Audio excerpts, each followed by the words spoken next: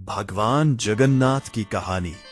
ओडिशा के पुरी नगर में स्थित श्री जगन्नाथ मंदिर केवल एक धार्मिक स्थल नहीं, बल्कि आस्था, इतिहास, जनजातीय संस्कृति और भक्ति परंपरा का संगम है। भगवान जगन्नाथ को भगवान विष्णु और श्री कृष्ण का ही स्वरूप माना जाता है, लेकिन उनका रूप, उनकी पूजा और उनकी कथा बाकी सभी देवताओं से बिल्कुल अलग है। जगन्नाथ शब्द जगत और नाथ को जोड़कर बनाया गया है, जिसमें जगत का अर्थ संसार और नाथ का अर्थ स्वामी से है। भगवान जगन्नाथ की कहानी की शुरुआत नील माधव नामक देवता से होती है। मान्यता है कि प्राचीन काल में ओडिशा के जंगलों में रहने वाली सबर आदिवासी जाति नील माधव नामक देवता की पूजा करते थे। राजा इंद्रद्युम्न, जो मालवा के शासक थे, वह भगवान विष्णु के परम भक्त थे और जीवन में एक बार भगवान के साक्षात दर्शन करना चाहते थे। उन्होंने नील माधव के बारे में किसी से सुना कि ओडिशा के जंगलों में भगवान विष्णु को उनके प्राचीन और वास्तविक स्वरूप नील माधव के रूप में पूजा जाता है। ये सुनकर राजा को दर्शन करने की तीव्र इच्छा हुई। उन्होंने अपने मुख्य पुजारी के भाई विद्यापति को उड़ीसा भेजा ताकि वो नील माधव का पता लगा सके।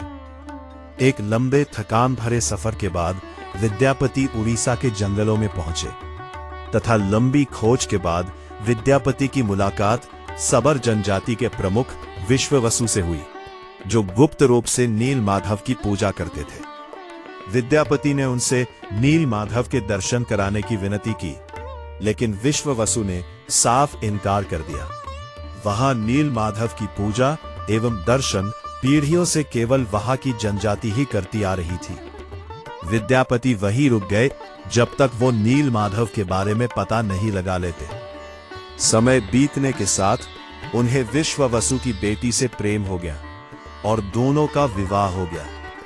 विवाह के बाद विद्यापति ने अपनी पत्नी से आग्रह किया कि वो अपने पिता को देव दर्शन के लिए मनाए। बेटी की जिद के आगे विश्ववसु झुक गए, लेकिन शर्त रखी कि विद्यापति की आंखों पर पट्टी बांधकर ही उन्हें ले जाया जाएगा। जब विद्यापति को गुप्त गुफा की ओर ले जाया जा रहा था, तब उन्होंने चुपचाप रास्ते में सरसों के दाने गिराने शुरू कर दिए। गुफा में पहुंचकर जैसे ही पट्टी खुली, उन्होंने नील माधव के दिव्य रूप के दर्शन किए। वह क्षण उनके जीवन का सबसे अलौकिक अनुभव था। दर्शन के बाद विद्यापति राजमहल लौटे और राजा इंद्रद्युम्न को पूरी कथा सुना दी। राजा तुरंत विद्यापति के साथ नील माधव के दर्शन के लिए निकल पड़े, लेकिन जब वे गुफा पहुंचे तो वहां कुछ भी नहीं था। यह देख राजा का हृदय टूट गया तथा वह उदास रहने लगे। तभी एक दिन राजा इंद्रद्युम्न के सपने में नील माधव आए और उन्हें बताया कि हे राजन, पुरी के समुद्र तट पर जो दिव्य लकड़ी बहकर आए, उससे मेरी मूर्ति का निर्माण करना और उसे मंदिर में स्थापित कर देना। उस लकड़ी से संबंधित कुछ कथाओं में माना जाता है कि जरा नामक शिकारी द्वारा अनजाने में श्री कृष्ण को विषैला तीर लगने के कारण श्री कृष्ण की मृत्यु हो जाती है तथा अर्जुन द्वारा उनका अंतिम संस्कार किया गया। श्री कृष्ण के शव को अग्नि में देने के बाद उनके शरीर का हृदय ही एकमात्र अंग था जो नहीं जला। अतः अर्जुन ने अस्थियों के साथ उनका हृदय भी समुद्र में बहा दिया गया। वही अस्थियां बड़े लकड़ी के रूप अर्थात दारू ब्रह्म के रूप में राजा इंद्रद्युम्न को मिला। कथाओं के अनुसार सपने के अगले दिन वह पुरी के तट की ओर गए और उन्हें सच में पुरी के समुद्र तट पर एक विशाल लकड़ी का तना बहकर आया। राजा यह देख बहुत प्रसन्न हुए। राजा उसे महल में ले आए, लेकिन कोई भी शिल्पकार उस लकड़ी को तराश नहीं सका, क्योंकि किसी ने भगवान को देखा नहीं था, इसलिए कोई उनका रूप नहीं बना पा रहा था।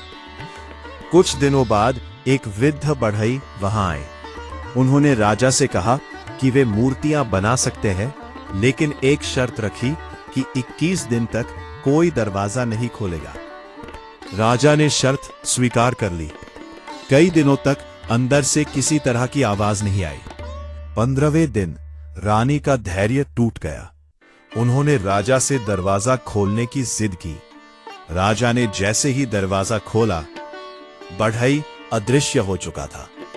अंदर भगवान जगन्नाथ, बलभद्र और सुभद्रा की अधूरी लकड़ी की मूर्तियां थीं। इसमें श्री कृष्ण भगवान जगन्नाथ के रूप में, बलराम बलभद्र के रूप में तथा बहन सुभद्रा की मूर्ति थी। राजा इंद्रद्युम्न ने मंदिर की स्थापना की और मूर्तियों को स्थापित किया। तभी आकाशवाणी हुई कि यही स्वरूप अब कलियुग में पूजित होगा। इस कहानी में वो वृद्ध बढ़ई और कोई नहीं, वास्तव में भगवान विश्वकर्मा थे। तथा ऐतिहासिक साक्ष्य के अनुसार 1135 और 1150 ईस्वी में गंग वंश के राजा अनंतवर्मन चोड़गंगा देव ने वर्तमान विशाल जगन्नाथ मंदिर का निर्माण करवाया था। तथा भगवान जगन्नाथ की सबसे रहस्यमयी परंपरा है नवकलेवर, जिसमें 12 से 19 वर्षों में मूर्तियां बदली जाती हैं। पुरानी मूर्तियों से एक रहस्यमय तत्व निकालकर नई मूर्तियों में स्थापित किया जाता है, जिसे ब्रह्म पदार्थ कहा जाता है।